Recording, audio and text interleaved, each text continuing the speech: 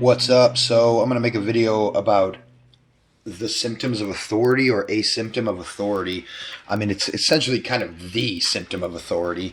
It basically sums up the belief, but in people's actions, it manifests in a couple different ways. I mean, mostly violence, obviously violence, but when you talk to people, they'll say certain things based on the presumptions that they hold because they believe that authority exists. And a lot of people have different meaning for that word. And I've noticed that a lot of so-called leftists and socialists and, I mean, right-wingers and everybody, I mean, everybody basically believes in government believes this, but they don't all articulate it the same way. But the they use authority to mean power, the power to issue commands. And it's a kind of like, well, what do you mean by that? They might either mean that you have been delegated the responsibility in the stead of the actual owner of a property, which is kind of what I think they're doing, but they really think they're delegating the right to, or they're letting someone exercise under them. Like they think it's like an employee relationship, right? Like if you're the owner of a company and you hire a manager, you're giving the manager certain responsibilities. You're not giving him any rights though, but you're giving him, quote, power to do this, that, and the other thing because he's acting in your stead. And that's what pretty much every statist probably believes what's going on. But I think you can maybe flesh that one out more with the so-called right winger, especially right now since Democrats are, I don't think they would ever say that Trump is their employee or their representative, but people have said these things to me before. I mean, that's what they believe, right? So anyway, the symptom here is, or basically the entirety of the belief is disregarding your own conscience. And you can flesh this out in a debate by asking the person if there is any, quote, law on the books right now which they think is unjust or immoral and should not even be a law. And then you ask them, if they say yes and they give an example. I mean, honestly, it's hard to get them to give you an example, which is weird because, like, even if you're talking to a guy who thinks that drugs should be, or at least cannabis should be legalized, quote, legalized, I have never gotten a guy, I don't think, to, or anybody to actually give me an example when I ask this question. I always have to give the example because they deflect and say something that's basically irrelevant. So then I'll give an example and they'll say no.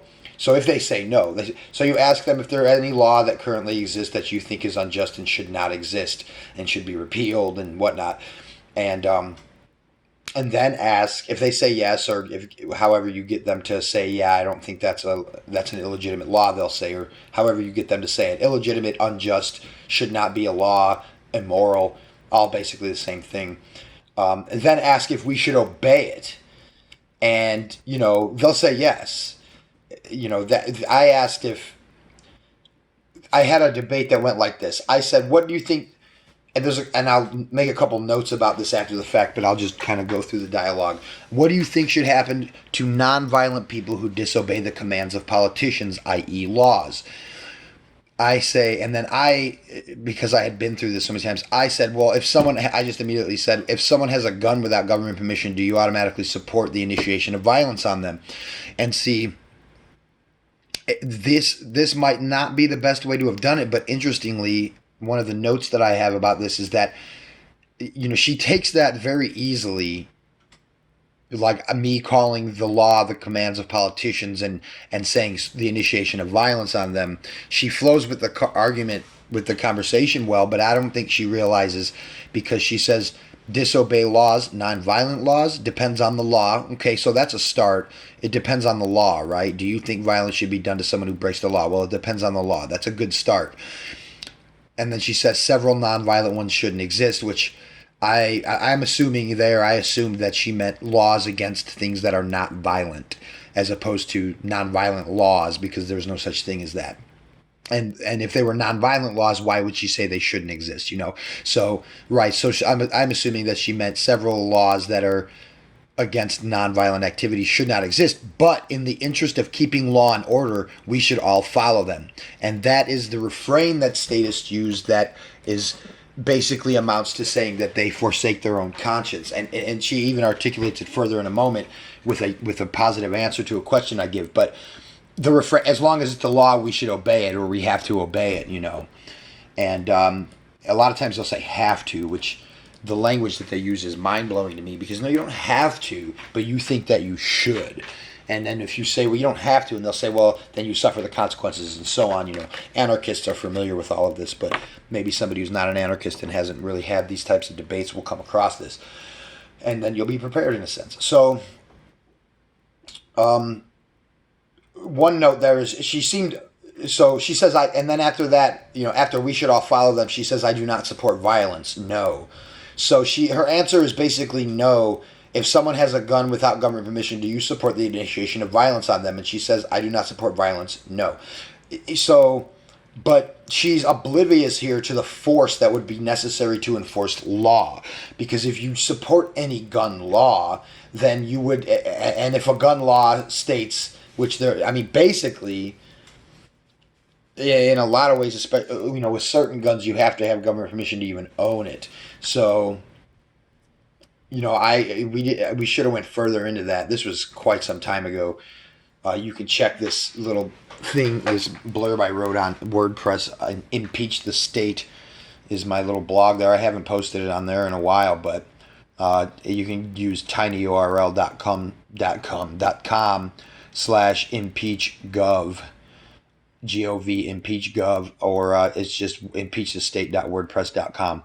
But so, and then I said she very easily accepted laws for what they actually are, the commands of politicians. And, but so the main point is that, and then I said, then this is the clincher right here that really solidifies the issue. The symptom of authority here is just forsaking our conscience. Do you think, because now I changed from initiating violence to punishment, so she still might not be putting it together that punishment from the state is basically the threat of violence. It's not ostracism, it's not canceling, it's not, in this sense, it's the threat of violence. It might be a demand for money, but it's the threat of violence to use force to get you into the cage or take your property, i.e. your gun in this situation or whatever. So my question is, do you think that everyone should obey the commands of politicians which you disagree with and be punished if they don't? Yes or no, please? And her answer was yes. So, this seems a little wordy, but the basic way to set that up is just, you start with, do you think there's any law that is unjust right now? Is there any law that you personally think is unjust and should not be a law? If they say yes, or if you get them to say yes to an example you give, then ask them, do you think that you should obey it and be punished if you don't? Primarily you. You can say you or we, which would imply you. Them, if you say we and they, unless they're, which in this belief system anyway, it usually implies them as well, because we are the government, we the people. So that would mean both of us. But, it might be a little better to just ask them directly you, because we might mean, if you're talking to some nationalist or something, he might think he's like, yeah, you should be punished for breaking that law, but I shouldn't. But, which can manifest itself a lot. I mean, that's basically the hypocritical belief in it all, because pretty much everyone thinks that that government needs to exist to keep other people in check. Like, nobody really runs around, though they do believe this. They don't openly articulate, because it's like they don't think of it this way, but they do basically believe that, government, you can easily get someone to say that government should exist to keep other people in check. It's a little tougher. And you have to be a little bit more wordy, like I did here, to get them to think to admit that they need government to keep them in check too, because that's basically what that is. She might not have said it that way, but that's the logical conclusion. If you think that you should be punished for disobeying laws that you yourself think are unjust, then you have forsaken your conscience, and it's basically like saying that government should be keeping me in check, even though their law is immoral in my mind, in her mind, in their mind, and whoever's. I should be punished for disobeying it. So my own conscience doesn't matter. And, it might be important to also really try to drive home the fact that punishment equals violence, or taking of property which is backed by threat of violence and so on, because then maybe it'll start making it more a little concrete in their mind on what punishment means. I mean, and why I said initiation of violence. Like, they might not fully be understanding of that. Maybe not. I mean, this was a couple years ago, so I don't know how the discussion has evolved out there. Maybe more people are familiar with these terms, hopefully, but and how to put them together in political dialogue, because they're really important. I mean, they're fundamental to political dialogue, and people don't even use them. Like, I would like to. I mean, I'm getting off topic here, but how I don't really even see politicians using the word authority, but yet that is the entire basis of their whole belief and their whole organization is authority. And when they campaign and when you talk to politicians and when you see them talking on TV, rarely do they even talk about that. And of course not. We would know why they don't do that. I mean, one, they either just don't get it themselves, or two, why the hell would they start using a word that when you start looking into it, it would expose why you yourself are entirely fraudulent, So, but just to summarize here, authority is basically the belief that someone else has the right to rule you and that you have a corresponding moral obligation to obey that right. And that would mean disregarding your own morals and ethics and conscience when it comes to social interaction and behavior, and obey what they have declared law, because they are authority, meaning the one with the right to rule you. So authority declares what you're allowed to do, and you believe, the statist believes, that they have the corresponding obligation to respect that right that they have. But they don't have that right. That's just what they believe. And then to get someone to expose that they are disregarding their own conscience to either them or someone else, to get them to think about it, ask them, is there any law in the books that you think is unjust and should not exist right now? Should they immediately repeal it because it's unjust? However you want to articulate that. Or just any law that you don't have to get that deep, but is there any law in the books that you think is immoral or unjustified? If they say yes to any example, then you ask them, should we or should you be punished for disobeying it? And usually they'll go to that refrain, as long as it's the law, we should obey it, and then we need to vote for it, and so on and so forth. To them, they're probably not thinking like they're disregarding their conscience, because they're still thinking in the sense of, well, we should vote that law down. But the point is that you don't have to vote that law down, because that law does not change what is actually moral. Regardless of what you think is immoral, the belief in authority is the belief that someone has the right to overrule your own morality.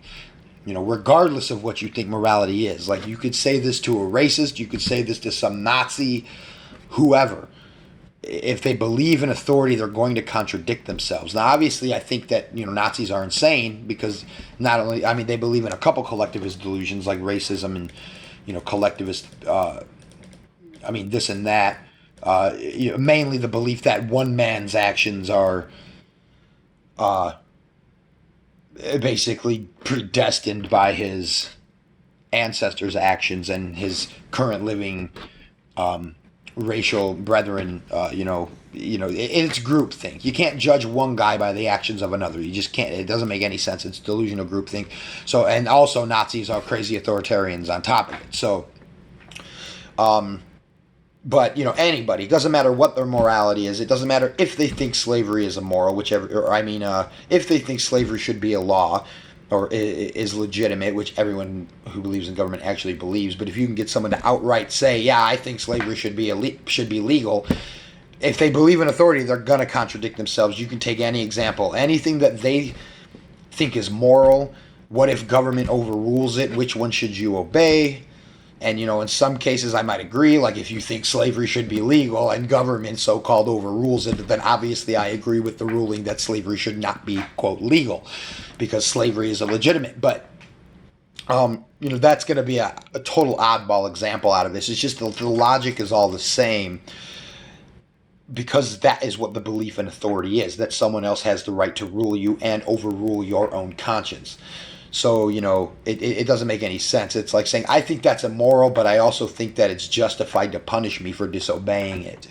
So, that doesn't make any sense. And that's just, pretty much how you can get someone to really directly expose what I would basically say is the fundamental aspect of the belief in government.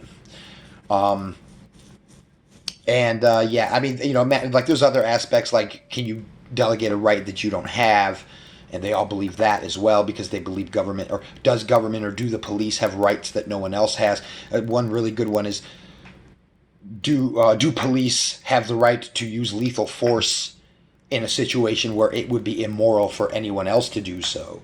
And then if they say yes, which they all do actually believe that, but some people might say no at first, but eventually, if they still believe in authority, I mean, either if they say no, they either are an anarchist, they're gonna become an anarchist shortly if they keep thinking about it, or they just kind of knee jerk react and accidentally got the right answer, but they'll contradict themselves somewhere else. Um, but so yeah, just that. I guess that sums it up. There's a couple ways that you can get someone to admit that they kind of don't think that they should obey their own conscience, basically. Which I mean, and then you could go from there and explain, well, how is that different than slavery, at least mentally, mental slavery, like you think that, and then ask them, well, what if the government declared slavery legal? Would it be unjust to break that law? Or I don't know if I said that right, but if government declared slavery legal, would it be unjust? Should we all obey that law? Would it be unjust to disobey that law? And if they say yes, then they basically said that they think slavery is justified, which is the belief.